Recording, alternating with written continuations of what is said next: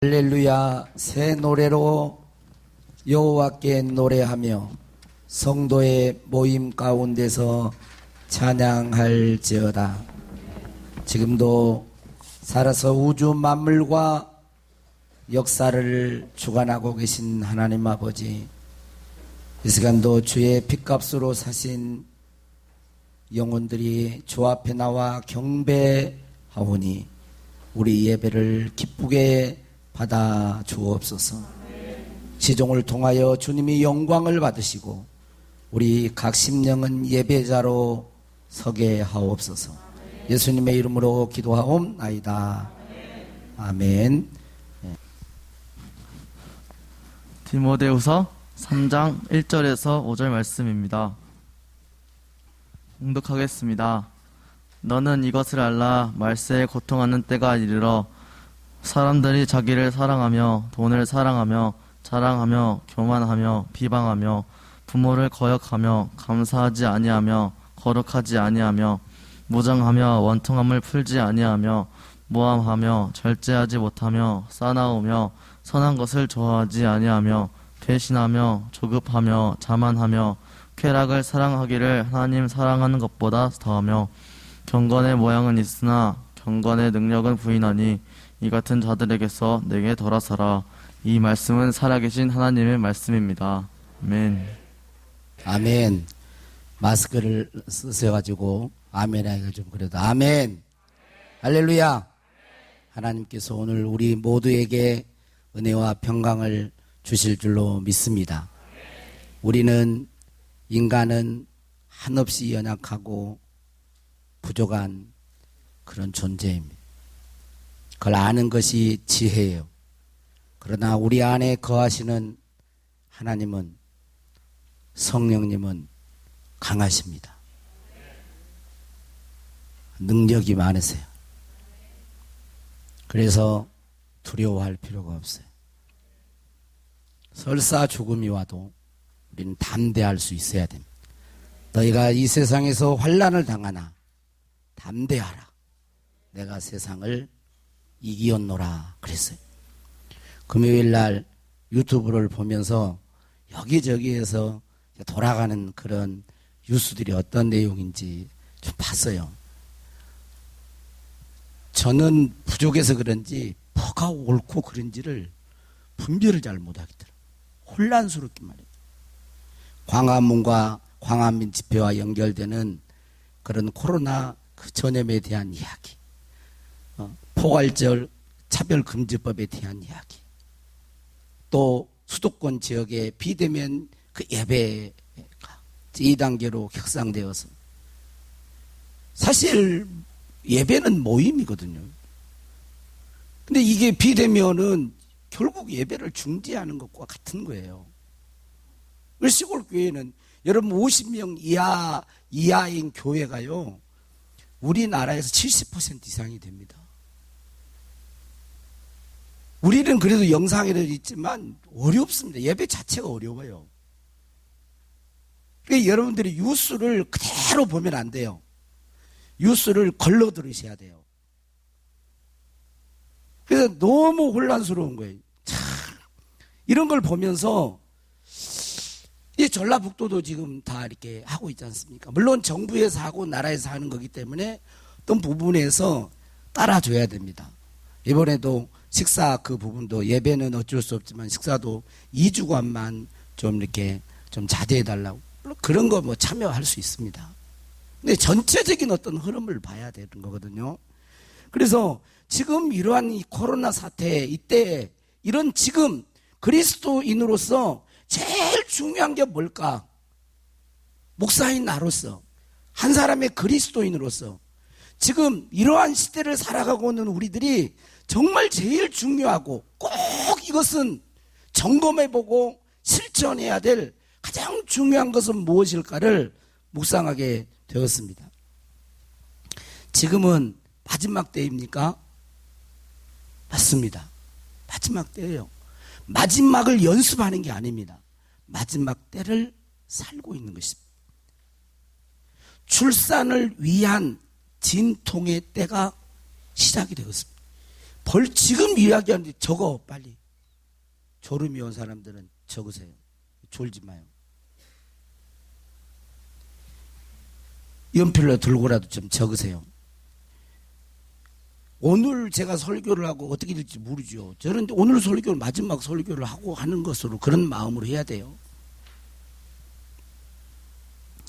저는 코로나19가 그 바이러스가 터졌을 때 우리가 밖에서 예배 드리고 다른 건 다 양보해도 예배는 양보할 수 없다 라는 마음으로 그 밖에 나가서 예배도 드리고 그랬잖아요.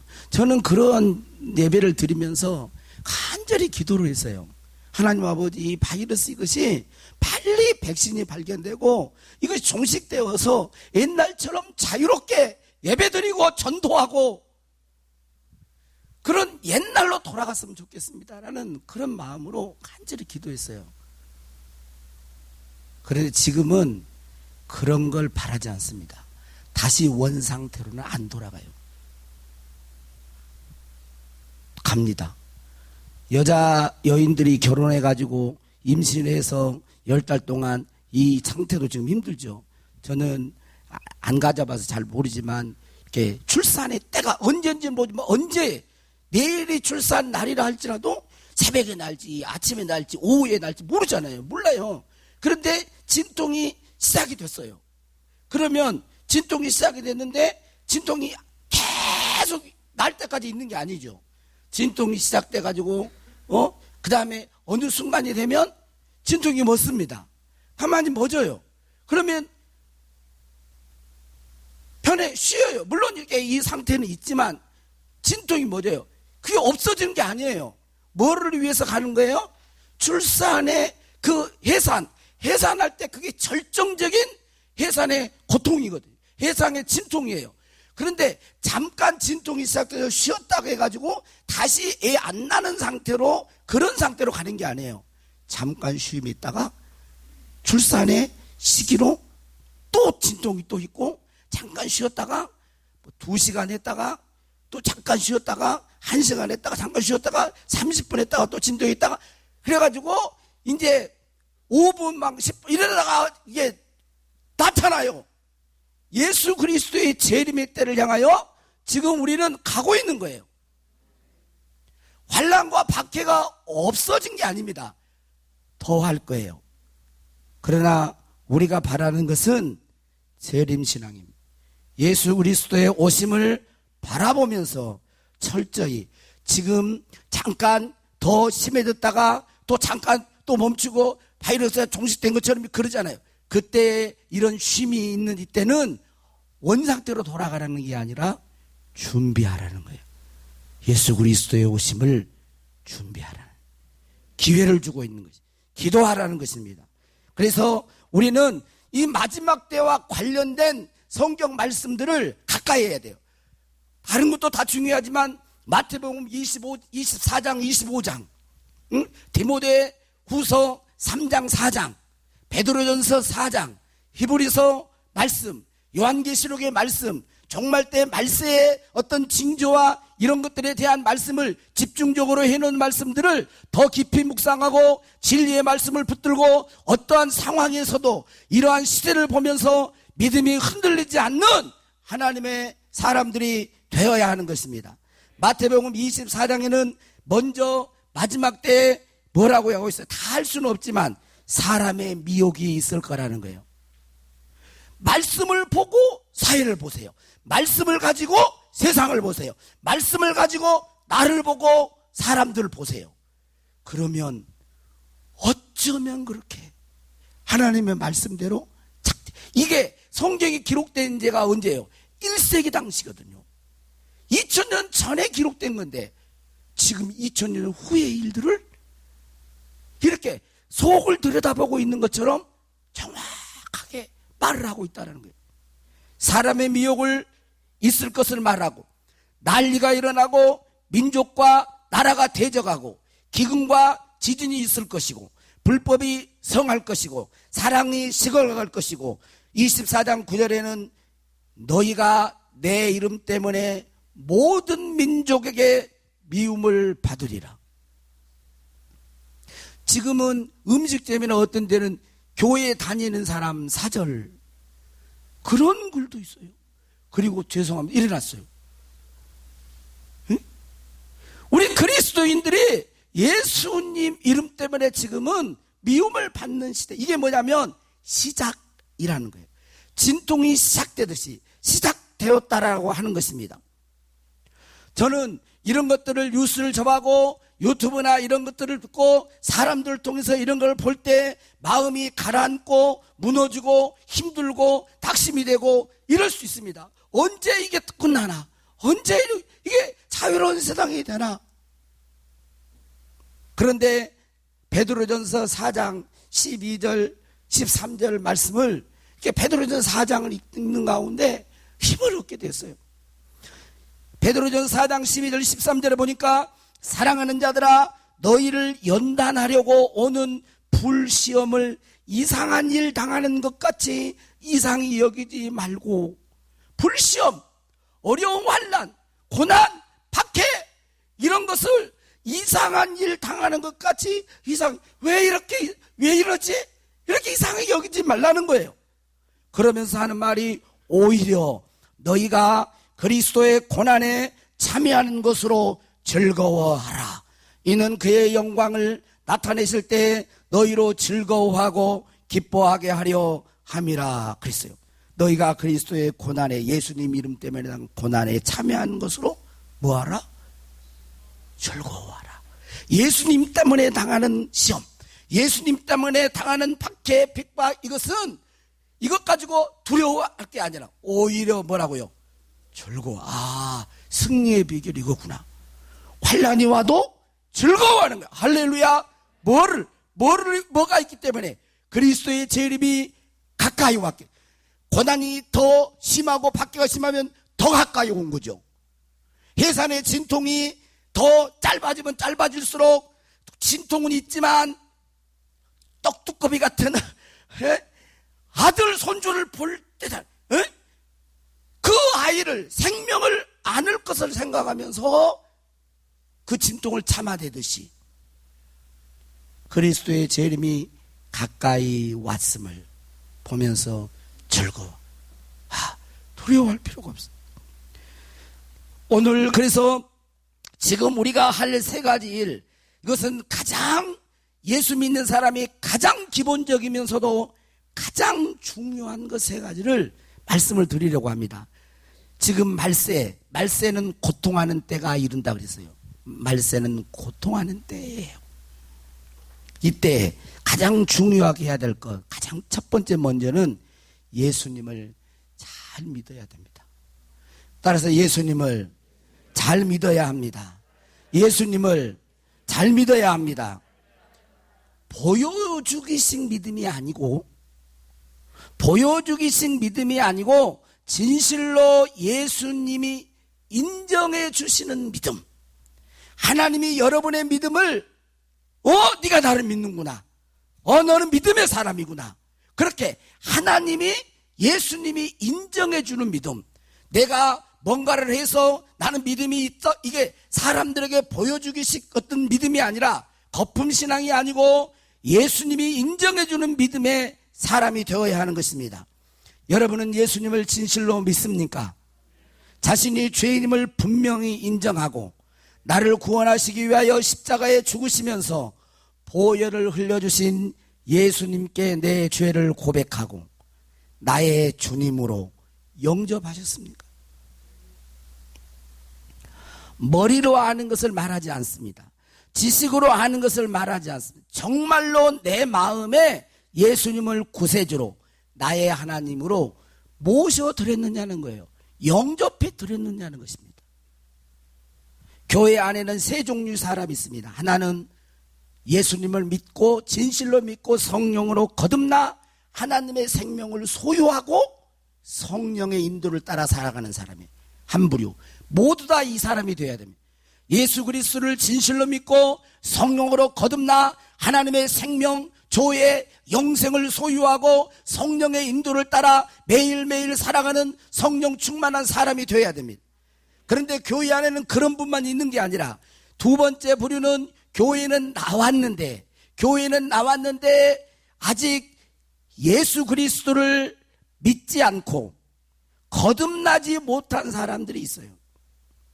교회는 다니고는 있으나 아직 거듭나지 못한 자들이 있습니다. 이런 사람들은 회개해야 합니다.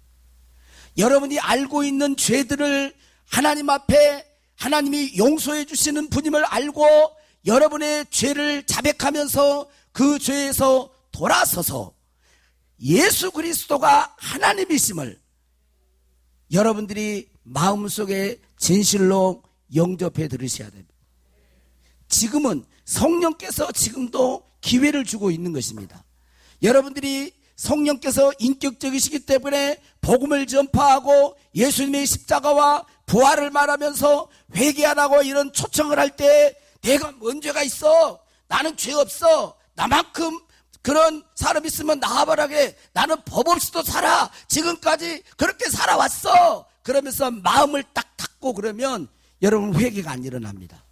성령은 말씀을 통하여 진리를 통하여 회개의 자리로 그걸 듣고 아 그렇구나. 내가 겉으로는 도둑질 안 하고 사람을 죽이지 않고 해도 내 마음속에는 수많은 악한 것들이 있고 죄가 있구나. 아 내가 죄인이구나. 하나님 내 죄를 위해서 예수님이 십자가에 죽으셨습니까? 내가 죄를 회개합니다라고 그 성령의 초청에 반응하여서 깨닫고 마음으로 뉘우치고 의지를 들여서 죄에서 돌아서는 회개가 있을 때 회개하고 하나님의 복음을 믿는 것입니다. 이게 안 되면 여러분 교회에 왔다 하더니 생명을 얻을 수가 없어요. 물과 성령으로 거듭나지 않으면 하나님의 나라를 들어갈 수가 없습니다. 하나님의 나라가 보이지 않습니다. 물과 성령으로 거듭난 자가 하나님의 나라에 들어갈 수 있다라고 말을 했어요. 저는 우리 둔독교회 교인들이 전부 다 회개하고 복음을 믿는 하나님의 생명을 소유한 주의 지체들이 주의 자녀들이 되기를 주의 이름으로 축원합니다. 세 번째 부류는 영적으로 잠자는 자들이 있습니다. 에베소서 5장 14절에 은혜도 체험했고 하나님이 얼마나 자신을 사랑했다는 것도 합니다. 순간순간 알아요. 그런데 세상적인 것 때문에 영적인 생명적인 삶을 살지 못하는 사람들이 있습니다. 은혜도 안 돼 세상에 빠져 있는 거예요. 이런 사람들은 속히 돌이켜야 하는 것입니다. 돌이키지 않으면 배도의 길로 갈 위험이 있습니다. 예수 그리스도가 강림하시기 전에 가장 큰 사건 중에 하나가 배도하는 일이 있을 것을 데살로니가 후서에도 말했고 마태복음 13장 누가복음에도 다 얘기하고 있어요. 교회에서 신앙을 가졌던 자들이 교회에 나왔던 자들이 은혜도 어떤 걸 알았던 자들이 세상적인 흐름에 따라서 가버린다는 거예요. 데마가 세상을 사랑하여 갈라디아로 가듯이 가버리는 그런 부류들이 많이 있습니다. 역사 가운데 유럽 교회가 그랬고 미국 교회가 그랬고 우리 지금 한국 교회 대한민국 교회가 그런 지금 위치에 놓여 있는 것입니다. 그럼 예수님을 잘 믿는다는 것은 뭘까요? 여러분 예수님을 잘 믿어야 되는데 예수님을 잘 믿는다는 것은 뭐겠습니까? 예수님을 사랑하는 것입니다. 예수님을 사랑하는 것이에요. 오늘 말씀에 말세 때 사람들이 고통하는 때가 이르는데 사람들이 자기를 사랑하고 돈을 사랑하고 쾌락을 사랑한다고 했어요. 자신과 돈과 쾌락을 하나님을 사랑하는 것보다 더 한다는 거예요. 그런데 예수 잘 믿는 사람은 자신보다도 예수님을 더 사랑하고 돈보다도 하나님을 더 사랑하고 세상의 쾌락보다도 하나님을 예수님을 더 사랑한다는 것입니다. 그게 예수님을 잘 믿는 거예요. 하나님을 사랑하고 예수님을 사랑하는 마음으로 이 세상을 사랑하는 사람이 이 세상을 사랑하는 거예요. 하나님 사랑하는 마음으로 예수님 사랑하는 마음으로 이 땅에 주어진 삶을 먹고 마시고 무엇을 하든지 그렇게 주님 사랑하는 마음으로 성가대 우리 교인들은 성가대원들 보지 마세요. 나를 봐요.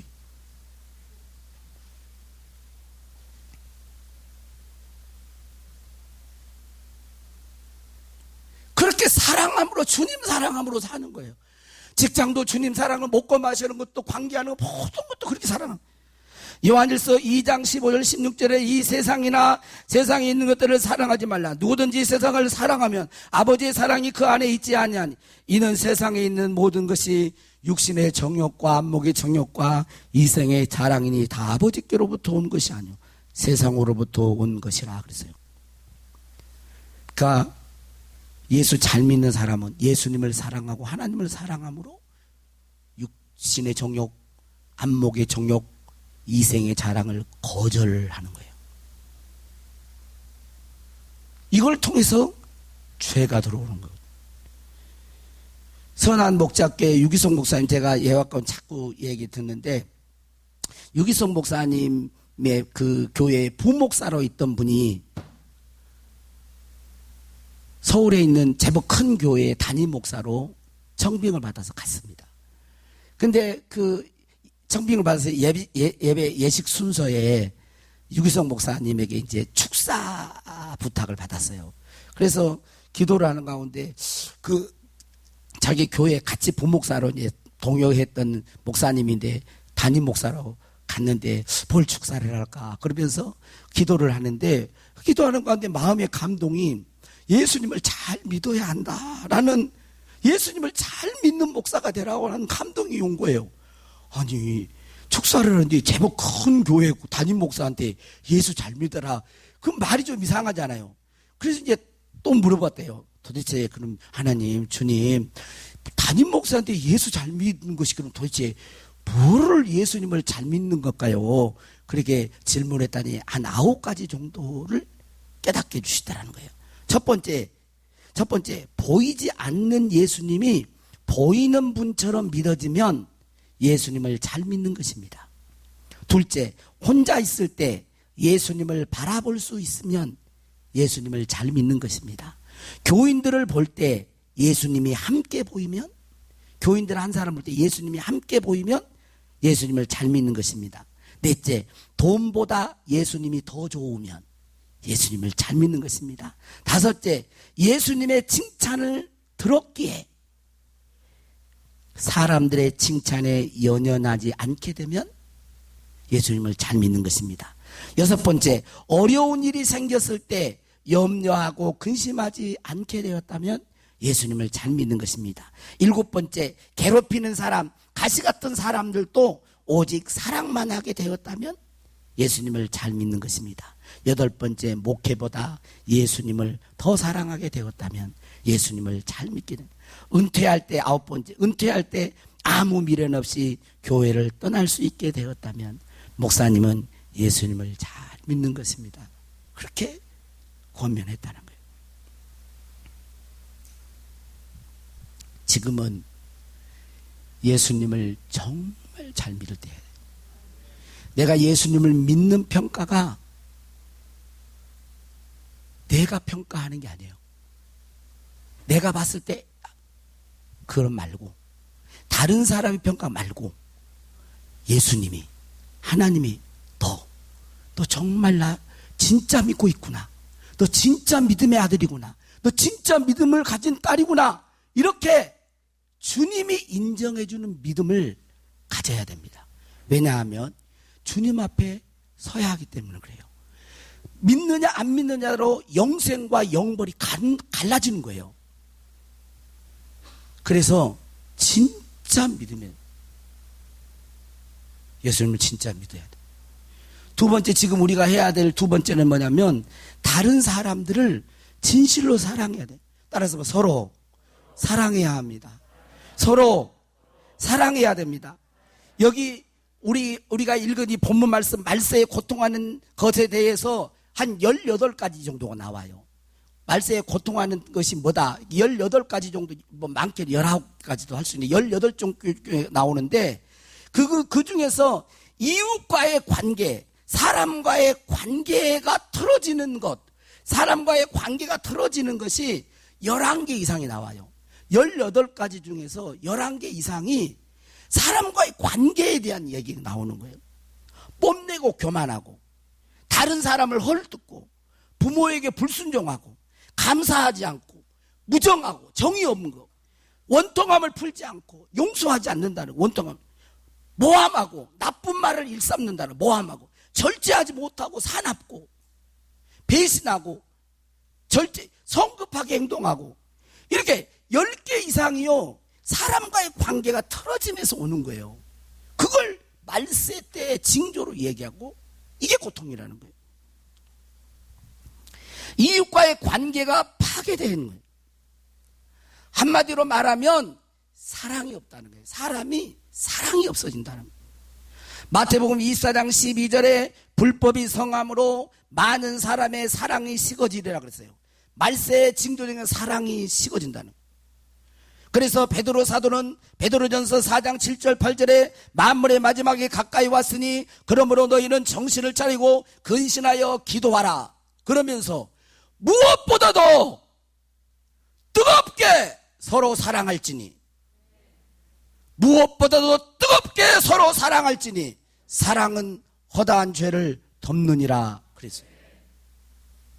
사랑이 식어져 가기 때문에 그리스도인 우리는 하나님의 사랑을 입은 우리는 독생자를 선물로 받기까지 하나님의 형용할 수 없는 사랑을 받은 우리는 1만 달란트 빚진 것보다 더 큰 죄의 빚을 용서받은 우리는 십자가의 사랑을 받은 우리는 그 사랑으로 이웃을 사랑해야 한다는 것입니다. 말세가 되면 사납고 무정하고 배반하고 헐뜯고 모함하고 이런 세상이 될 것인데 여러분들은 저와 여러분은 그렇게 하지 말라는 거예요. 똑같이 그렇게 하지 말고 사랑을 하라는 거예요. 여러분 코로나 시대에 보세요. 얼마나 사나운지 몰라요. 건들질 못합니다. 날카로워요. 무정합니다. 오히려 힘든 그 영혼들이 있을 때 말로 위로해주고 따뜻해줘야 되는데 벌써 다 경계해버립니다.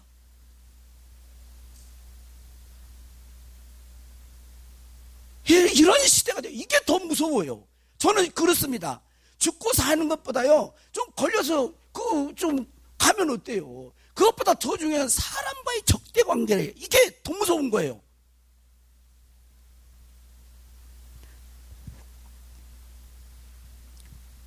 중세의 신학자 어거스틴이 한 말 중에 유명한 말이 있습니다. 아포케. 따라서 아포케. 이 아포케는 판단하지 않는 상태예요. 판단하지 않는 상태. 아포케. 판단 중지라는 뜻이에요. 따라서 아포케.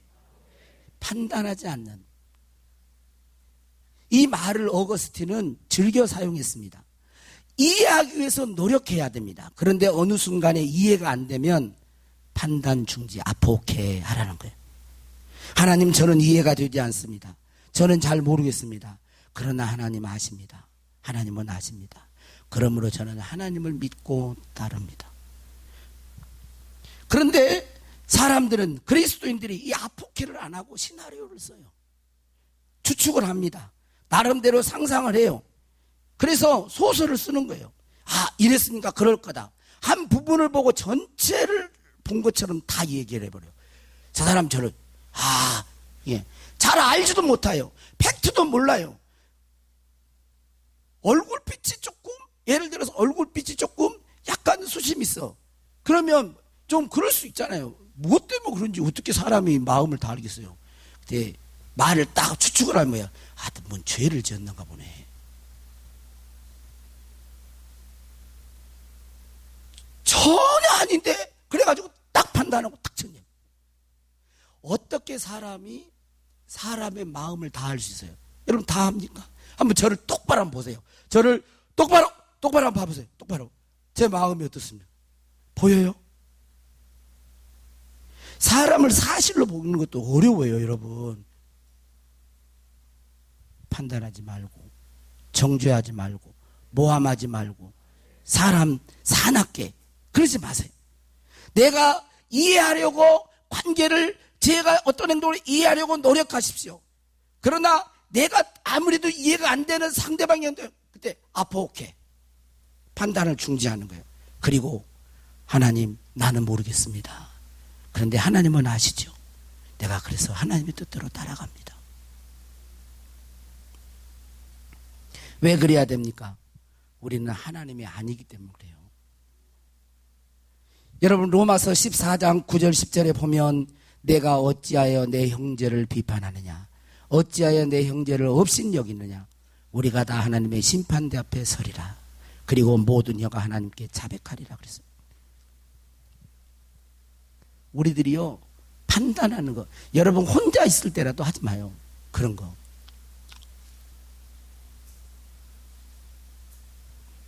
야고보서 4장 11절 12절에 보면 형제들아 서로 비방하지 말라. 형제를 비방하는 자나 형제를 판단하는 자는 곧 율법을 비방하고 율법을 판단하는 것이라. 내가 만일 율법을 판단하면 율법의 준행자가 아니요 재판관이로다.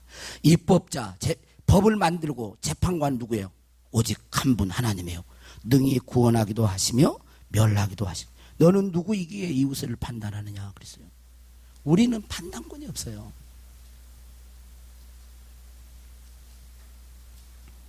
지금은 어느 때보다 사랑이 필요합니다. 따뜻한 위로의 말 한마디가 필요해요. 마음으로 이해해 주세요. 사업에 부도가 난 남편에게 어떤 아내가 보낸 편지입니다. 마지막 부도가 나던 날 당신은 속에서 불이 난 것처럼 찬바람 불어오는 베란다 문을 열고 깊어가는 밤을 바라보고 계셨습니다. 나와 아이들은 공부하는 척 했지만 속으로는 수없이 기도하면서 시리도록 아픈 가슴으로 밖에 서 있는 당신을 보고 있었습니다. 여보, 다시 한번 힘을 내서 힘껏 날개를 펴세요. 그래서 많은 새들이 와서 쉴 수 있는 큰 나무가 되세요. 당신은 우리의 기둥입니다. 그리고 너무 어렵거나 힘들 때는 우리가 첫날 밤에 손잡고 드렸던 기도를 기억해 주세요. 하나님, 우리 일생을 주님께 맡겨드립니다. 주님께서 가장 좋은 길로 인도해 주소서. 이 기도를 말입니다. 겨울의 한가운데서 당신의 아내가 그랬어요.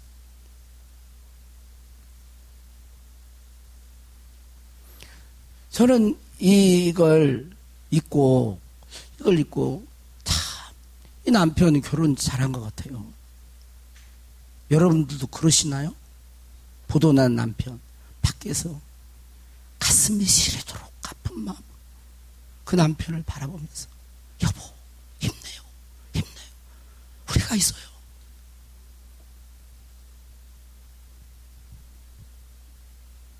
보통 수준 이하의 여자라면 당신이 우리만 먹고 살아. 여러분 어때요? 그러면 이런 이쁘죠? 미스 코리아라고. 여러분 이게 지금 가족에서 그랬지만 교회 안에도 그럴 수 있고요.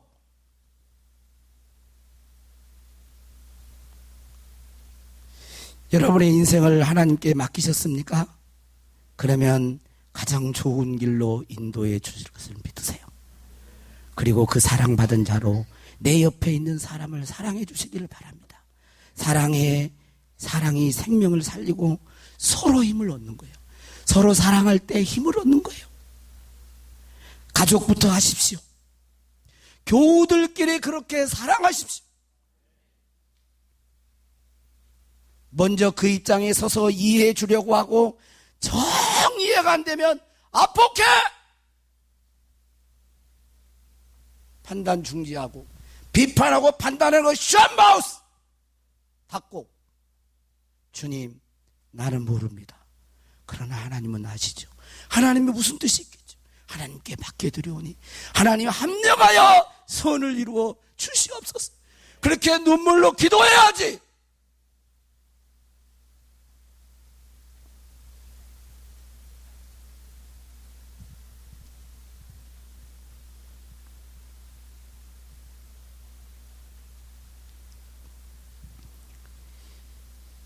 순교사에 보면 퍼피 피와라고 하는 그런 순교자가 있습니다. 그는 AD 202년에 투기장에서, 옛날에 투살이죠. 투기장에서 찢겨져서 순교를 했던 사람이에요. 그런데 순교하면서 하는 말이 성에 나와요. 순교하면서 하는 말이 이런 말이에요. 형제 자매들에게 전해주세요. 믿음 안에 굳게 서고 서로 사랑하라고요. 믿음 안에 굳게 서고 서로 사랑하라고요.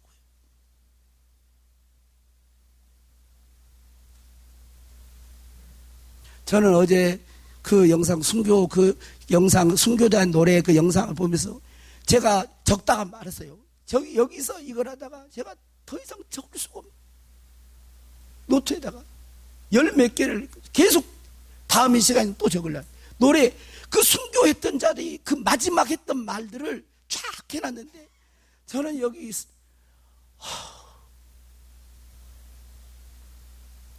여러분 믿음에 굳게 서야 됩니다. 그리고 서로 사랑하셔야 돼요. 마지막 세 번째로 성령 충만해야 됩니다. 마지막 때 모든 유혹과 핍박을 이겨낼 수 있는 힘은 성령 충만함입니다. 여러분 부활의 권능 안에 거하십시오. 부활의 권능은 뭡니까? 나는 죽고 예수가 내 안에 사는 것입니다. 매일매일 삶 속에 내 자신의 죽음을 인정하고 내 안에서 예수님이 살아. 이게 부활의 권능이에요. 그리고 성령을 사모하고 성령님께 부르짖어 기도함으로 위로부터 내려오는 성령의 권능을 덧입어 주십시오. 이게 부활의 권능과 성령의 권능이 합해질 때 그 사람을 성령 충만한 사람이다라고 말을 하는 것입니다. 5절 말씀에 경건의 모양은 있으나 경건의 능력은 부인하는 자라 그랬어요. 겉으로는 쉬운 성경으로 보면 겉으로는 하나님을 섬기는 채 하다 실제로는 하나님을 경외하지 않는 사람이에요. 형식과 외형은 있으나 심령 속에 성령의 불이 없는 사람을 말하는 것입니다. 이런 사람들은 마지막 때 박해와 유혹을 이겨내기가 어렵습니다. 성령을 근심시키면 안 됩니다. 성령을 소멸시키지 마세요. 성령님을 사모하세요. 더 성령님께 순종하세요. 성령은 진리의 영임을 잊지 마십시오. 그러므로 진리와 함께 성령은 역사하는 것입니다. 여러분 찬양단 이렇게 막 외국의 어떤 집회 그런 걸 보면요, 어떨 때는 팍 무대가 막 악기가 막 이렇게 해가지고 팍 하고 막 엄청나게 합니다. 막 근데 보면 외형적인 걸 보면 막 머리나 이런 데 이상해. 근데 막 광란한 것처럼 팍 합니다. 근데 그 사람들은 뭐 인재가 있다고 그래요. 이것은요 무당도 해요. 여러분 뜨겁고 광나고 방한다고 이게 성령 충만입니까? 아니에요. 세상의 무대와 하나님의 역사하는 성령의 역사의 무대는 다른 것입니다. 그건 뭐냐면 그 안에 성령의 역사는 진리가 있는 거예요. 십자가가 있는 것입니다. 진리의 회복이 있는 거예요. 말씀에 굳건히 서서 이성의 지식의 뜨거움이 있어야 돼요. 그리고 우리 안에서 그게 불타오르야 되는 거예요. 그 진리를 붙들고 성령의 불로 뜨거워질 때 그 사람이 성령 충만한 것입니다. 여러분 다윗이 왕이 되었을 때 가장 먼저 법궤를 옮겨오는 일을 했잖아요. 여러분 법궤를 옮길 때 어떻게 했습니까? 우사라고 하는 사람이 원래 법궤를 하나님의 교회는 레위인들이 어깨에다가 메고 와야 돼요. 수레에다가 신상을 신으면 안 돼. 수레에다 신상을 신는 것은 이방 신들을 옮길 때 그랬어요. 이게 신상이라면 수레에다 달구지나 이런 거 싣고 가요. 그런데 이렇게 싣고 갔어요. 싣고 가다가 수레에다가 법궤를 싣고 가요. 나곤의 타작마당인데 소가 뛰었습니다. 그러니까 우사가 그 법궤를 들었어요. 즉사에 죽어버렸어요. 다윗이 두려웠습니다. 이게 뭐냐? 그래서 법궤 옮기는 중단합니다. 오베데돔의 집에 잠시 법궤가 있으면서 3개월 동안 놀라운 복을 받죠. 다시 왜 그러나? 그랬더니 하나님이 모세를 통해서 하신 말씀이 있었어요. 여호와의 말씀. 법궤는 수레에 실린 게 아니야. 하나님이 선택받은 레위인들이 어깨에다 궤에다가 채를 깨서 어깨에 메고 그렇게 옮기는 거예요. 그래서 그걸 알고 진리의 레위인들을 뽑아서 몸을 성결케 하고 역대상 15장에 보면 어깨에 맵니다. 여러분, 만약에 다윗이 우사 사건이 없었다면 광신적인 예배자가 됐을지 몰라요. 그 안에서 막 옹이니까 막 그럴 수 있습니다. 근데 우사 사건은 다윗으로 하여금 열정적인 예배자가 되게 한 거예요. 우사 사건이 아니었으면 다윗은 열정적인 예배자가 아니라 광신적인 예배자가 될 수 있어요. 맹신자가 될 수도 있습니다. 진리 위에 서지 않으면 그럴 수 있습니다.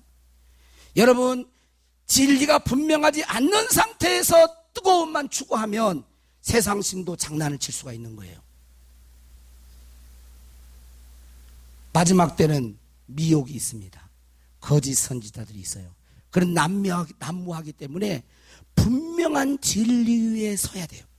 진리 위에 서서 그 진리에, 십자가의 사랑에, 예수 그리스도의 부활에, 다시 오실 예수님의 진리의 말씀에 서로 사랑하는 거, 예수님, 이런 진리 위에 굳게 서서 그 진리에 반응하고 그 진리에 반응하는 가운데 가사에 하나님 앞에 가사를 통해 곡을 들여서 하나님께 영광을 돌리는 것이지, 이런 것이 없는 상태에서 막 뜨겁다고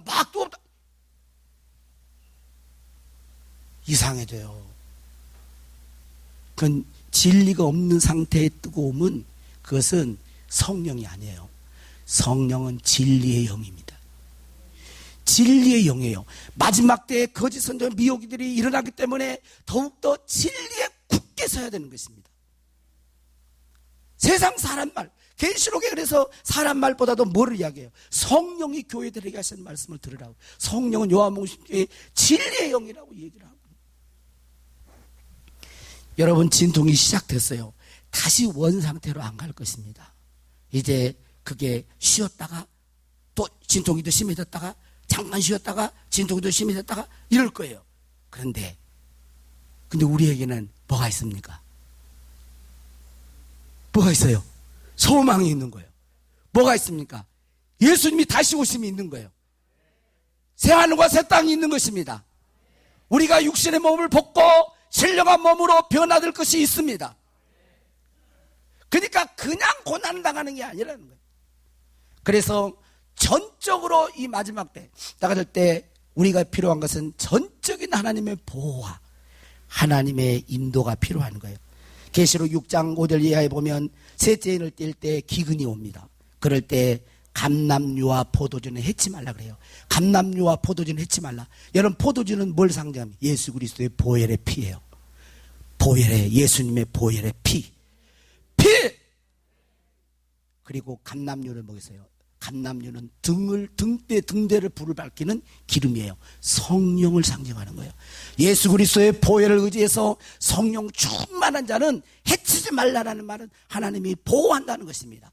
시편 91편 9절 11절에서 보면 내가 말하기를 여호와는 나의 피난처시라 하고 지존자를 너의 거처로 삼았으므로 화가 내게 미치지 못하며 재앙이 내 장막에 가까이 오지 못하리니 그가 너를 위하여 그의 천사들을 명하사 내 모든 길에서 너를 지키게 하심이라.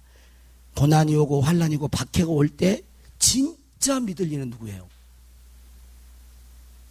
진짜 믿을 이는 누굽니까? 여러분은 진짜 그 어려움과 고난 속에서도 지키시고 보호하고 여러분들을 인도하실 진짜 믿을 분은 누구예요?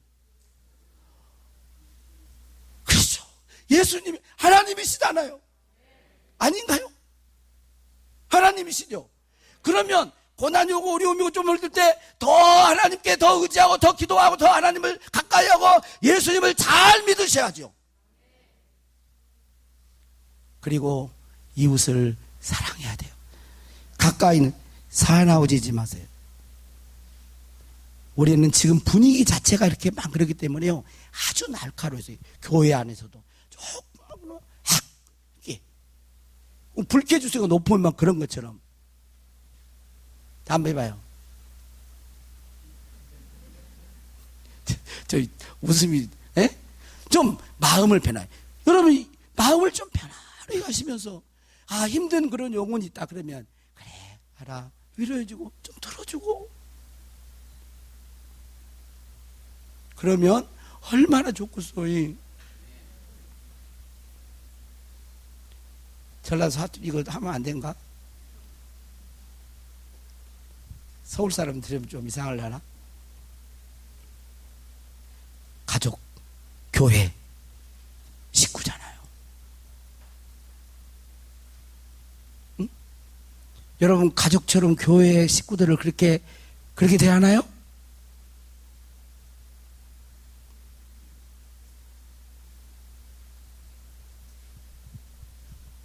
무엇보다도 뜨겁게 서로 사랑할지.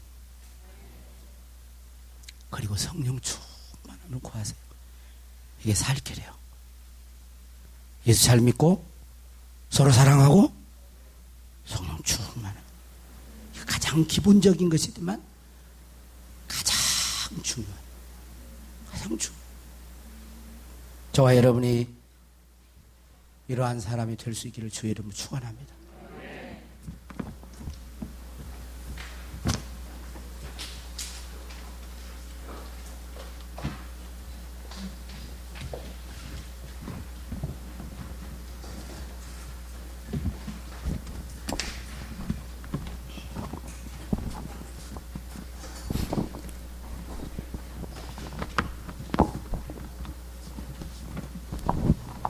힘들고 어려우면 그 생각하세요. 진통, 해산의 출산의 진통이 시작된 거예요.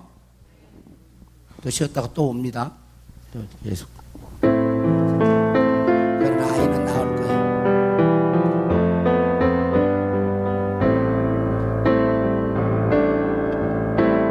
주를 위해 살아가는 쉽지만은 않아요. 나의 욕심 그와 명예 내려놓아야 하죠. 하지만 걱정하지 마요. 나를 드리는 순간 아버지의 크신 손이 강하게 붙드시죠. 수많은 믿음의 선배들 주를 위해 살았죠. 죽으면 죽으리라. 아버지의 기쁨의 눈을 보며 내가 선한 싸움을 싸우고 나의 달려갈 길을 모두 마치고 아버지 향한 믿음을 지켰으니 이제 나를 위하여 연유가 주신 나의 아버지 내게만 하니 주를 사모한 모든 자에게니라. 저 앞에 하신다 기쁨의 눈물을 줘. 내 눈물 닦아주시는 주님 그 따뜻한 소리 나를 만지죠.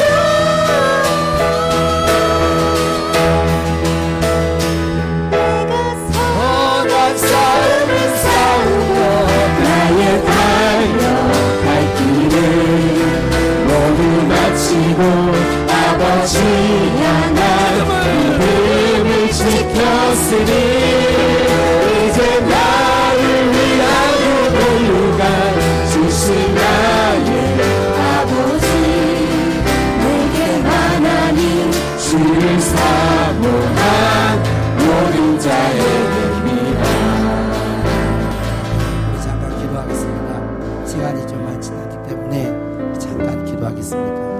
하나님 앞에 여러분의 믿음을 한번 점검해 보십시오. 나는 진실로 예수를 믿고 있는가? 성령께서 여러분 마음속에 깨닫게 준 거 있다면 어렵지 않아요. 내가 할 수 없는 거 다 하세요. 하나님 앞에 고백해 드리세요. 하나님, 나는 이렇게 하고 싶은데 잘 안 돼요. 내 죄를 용서해 주시고 나에게 역사해 주셔서 그렇게 살게 해주세요. 예수 잘 믿어야 됩니다. 더 마지막 때가 되어줄수록 잘 믿어요.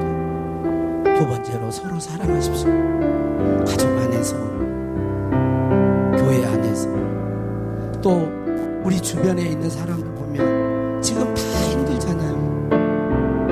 또 이 얘기도 좀 들어주고 마음으로 위로해주고 그래서 참 힘들겠네 그러면서 같이 기도해주고 사랑은 서로 살게 하는 거예요. 그리고 성령 충만함을 잃지 마십시오. 내 힘과 능력으로는 그렇게 할 수가 없어요. 하나님 나가 연약한지 아시잖아요. 나는 작심삼일이에요. 그렇기 때문에 구합니다. 성령 충만을 구해요.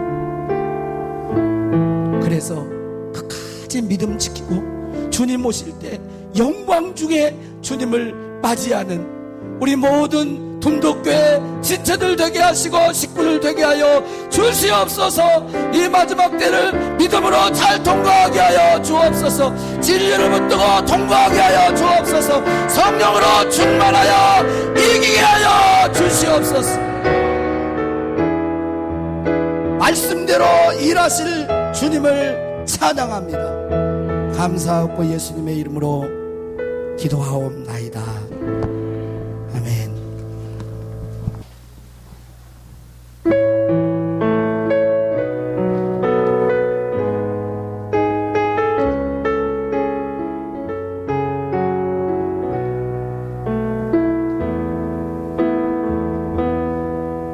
나는 죽어가는 것들을 사랑하려네. 아무것도 할 수 없고 눈물 흘릴 때 아무 포기하지 않으시고 안타까워하는 주님과 함께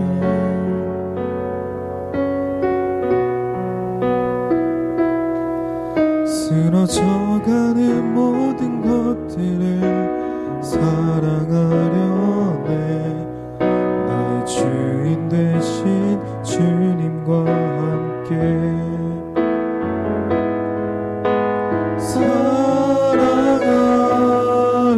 사랑하려네. 추운 바닥에서 잠이 드는 그들과 함께 살아가려네. 눈물 밖에 들을 것이 없는 우리도 함께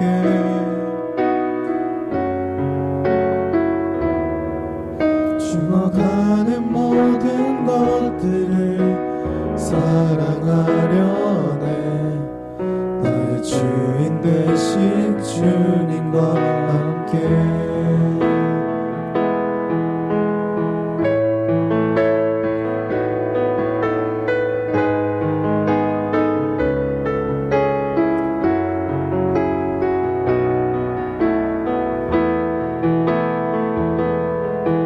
나는 죽어가는 것들을 사랑하려네.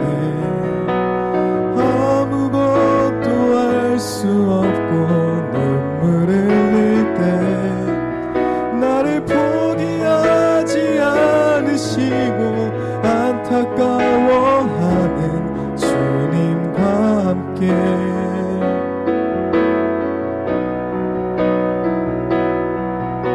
쓰러져가는 모든 것들을 사랑하려네. 나의 주인 되신 주님과 함께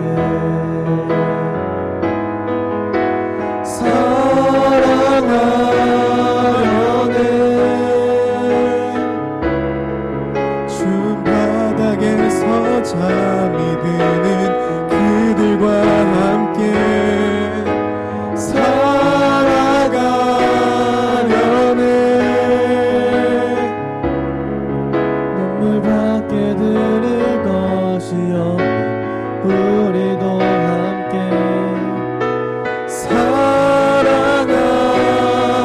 살아가려네. 추운 바닥에서 잠이 드는 그들과 함께 살아